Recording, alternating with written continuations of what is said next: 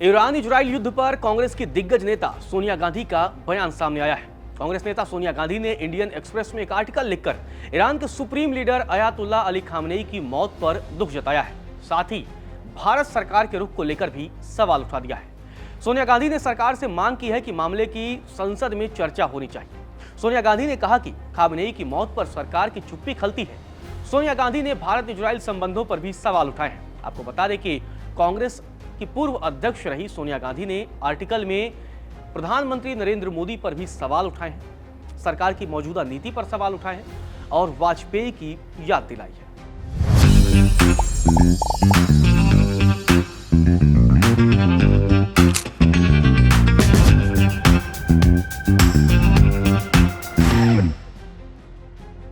सोनिया गांधी ने अपने आर्टिकल में लिखा, अमेरिका और इजराइल ने टारगेटेड स्ट्राइक में ईरान के सुप्रीम लीडर अली खामनेई की हत्या कर दी। बातचीत के बीच एक मौजूदा राष्ट्राध्यक्ष की हत्या अंतर्राष्ट्रीय रिश्तों में बड़ी दरार दिखाती है।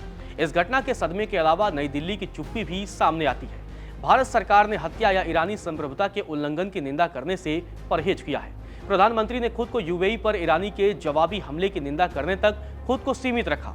बाद में बातचीत और डिप्लोमेसी की बात की। जब किसी विदेशी नेता की टारगेटेड हत्या के बाद हमारे देश से संप्रभुता या अंतर्राष्ट्रीय कानून का कोई साफ बचाव नहीं होता और बिना भेदभाव के काम नहीं किया जाता, तो इससे हमारी विदेश नीति की दिशा और भरोसे पर गंभीर शक होता है। सोनिया गांधी ने सरकार की चुप्पी पर सवाल उठाए और कहा कि चुप्पी न्यूट्रल नहीं है, टाइमिंग की वजह से बेचैनी और बढ़ जाती है।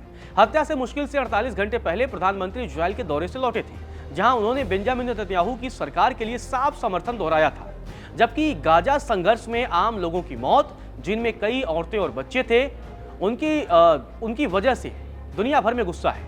ऐसे वक्त में जब ग्लोबल साउथ के ज्यादातर देशों के साथ साथ बड़ी ताकतें और ब्रिक्स में भारत के पार्टनर जैसे रूस और चीन ने दूरी बनाए रखी है, भारत का बिना किसी नैतिक साफ सोच के हाई प्रोफाइल पॉलिटिकल सपोर्ट एक साफ और परेशान करने वाला बदलाव दिखाता है। इस घटना के नतीजे जियोपॉलिटिक्स से कहीं आगे तक फैले हैं। सोनिया गांधी ने अपने आर्टिकल में आगे लिखा कि इस दुखद घटना का असर पूरे कॉन्टिनेंट्स में दिख रहा है और भारत का रुख इस दुखद घटना को चुपचाप सपोर्ट करने का इशारा दे रहा है। हमने ईरानी लोगों और दुनिया भर के शिया समुदायों के प्रति अपनी संवेदनाएं जाहिर की हैं और दोहराया है कि भारत की फॉरेन पॉलिसी विवादों के शांतिपूर्ण समाधान पर आधारित है, जैसा कि भारत के संविधान के आर्टिकल 51 में दिखाया गया है। भारत के लिए यह घटना खास तौर पर परेशान करने वाली है।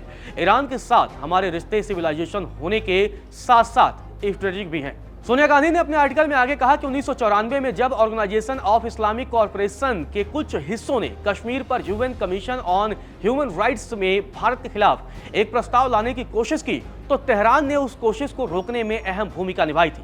उस दखल ने भारत की इकोनॉमिक राह को एक नाजुक मोड़ पर कश्मीर के मुद्दे पर इंटरनेशनलाइजेशन को रोकने में मदद की थी।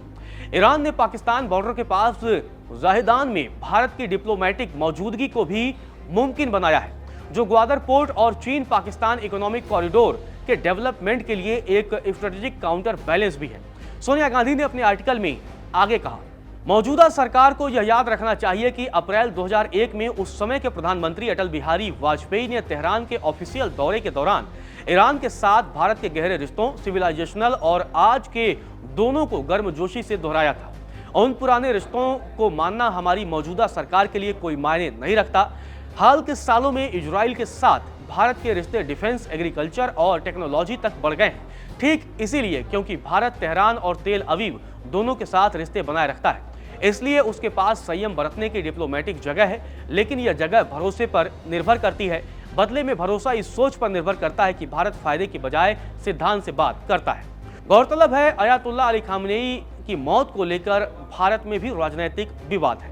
कई नेताओं ने, विपक्षी दलों ने खामनेई की मौत पर सवाल उठाए हैं, अंतर्राष्ट्रीय कानून की दुहाई दी है और ईरान और इजराइल पर सीधा हमला बोला है। इसी कड़ी में अब सोनिया गांधी ने भी मोदी सरकार की चुप्पी पर सवाल उठाए।